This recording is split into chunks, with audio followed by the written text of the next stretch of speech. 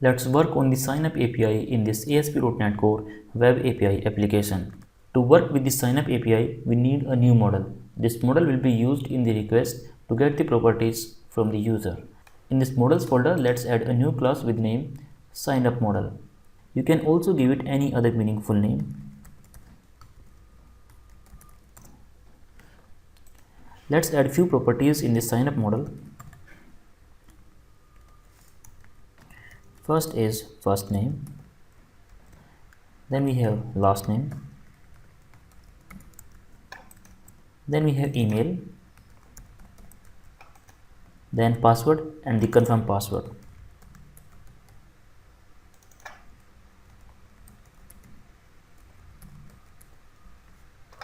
Let's use some validations over here. So we can use that data annotations namespace system.componentModel.data annotations, and now we can access all the attributes for the validations. Let's make all of them required. We can use this attribute on all the properties. Now for the email we have to add one more validation, that is email address, and here for the password and confirm password, let's use the compare. In this compare we can pass the name of our second property. That's it. Now we have added all the validations in this model. Let's make some changes in the repository class. Let's open this account repository, and over here let's add a new method. So here I'm writing public async task signup async, and in the parameter we will get the data in the signup model class. Let's use this class name over there like this. Resolve the namespace. In the book repository file you can notice that we are using this bookstore context to deal with the database, but here because we are dealing with the identity core, so there is no need to use this bookstore context directly. We can handle everything by using the managers that are provided by the identity core. Let's use those managers in this repository. To deal with the user like get user, add user, we can use the user manager. This user manager is available in identity core. And in this user manager we have to provide the type of our user, that is application user.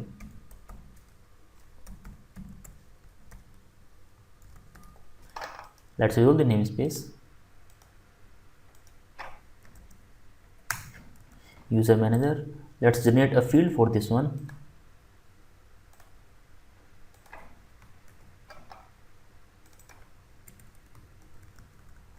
Now we can add a new user in the database by using this user manager. This user manager will work only with the application user. So to add the new user in the database, we have to create a new instance of this application user. Let's do that over here.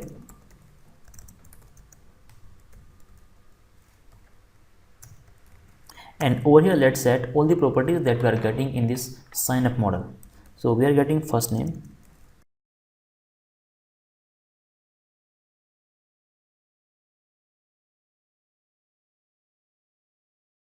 here in this user object I have assigned 4 properties. First is first name, last name, email and username.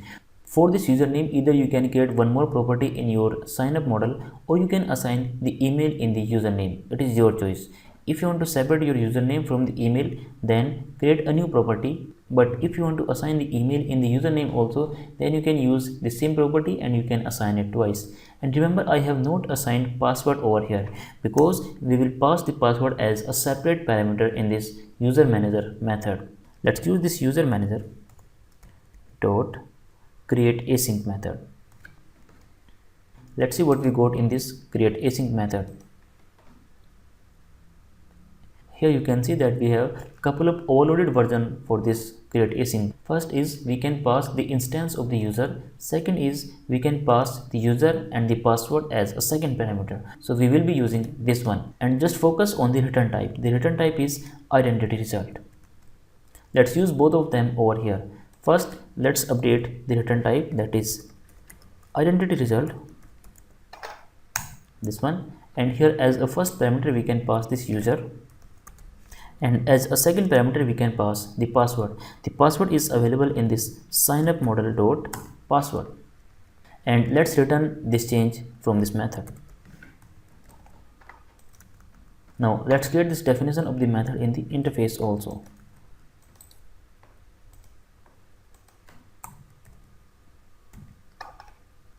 Resolve the namespaces for this one also. Now we are done with the changes in the repository class. We have to make some changes in the account controller. In this account controller, let's add a new action method. Here we will get the data in the body. The name of the model is signup model. Resolve the namespace.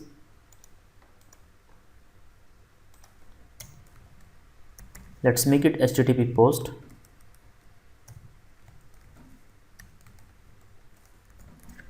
And we have also added the routing. Now to add the new user, we have to use this repository. And in this method we can pass this signup model. There is a succeeded property in this result object. If this is true, it means everything is working fine. So if this is true, then we can return the OK method from here. And let's say I want to return true in this OK method. If there is some problem, then let's return unauthorized. That's it. Now let's run this application, open the Postman and test this API. Let's update this URL. So this time we have to use account and then the sign up. This is a post type API, so I have to use post over here, and over here in this body method we have to pass all the properties. The first property is first name.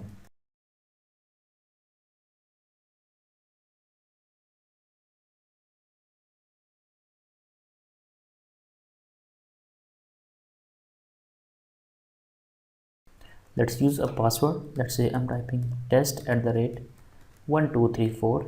Here also let's put a breakpoint in the controller file. So over here I can put a breakpoint.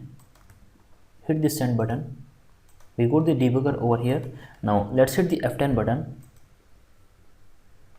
Let's go inside this method. F10, then F10. Let's see what we got in this result object. Here you can see that the succeeded property is true and there is no error in this operation. Let's hit the continue button. Here in the output window you can see that the status code is 200 and we are getting true. Let's verify the user in the database. All the users will be stored in this ASP.NET users table. Let's right click on this one and select all the records. Here you can see that we have one record. This is the ID of this user. This is the first name, this is the last name, this is the username and the email also. Just have a look on the password over here. The password is stored in form of hashed. We were passing the plain password from the client, but here the plain password is not stored. For the security reason, the password has been converted into password hash and all other details. Let's add one more user over here in this application. Let's make some changes in this data. Let's add 1 in all of them, 1 here also. Let's keep the password same. Hit the send button. Continue from here. We got the true. Verify the changes in the database. Run this query again, and this time we got 2 users. This is the second user that we have created just now. This is how you can work with the signup in ASP.NET Core Web API.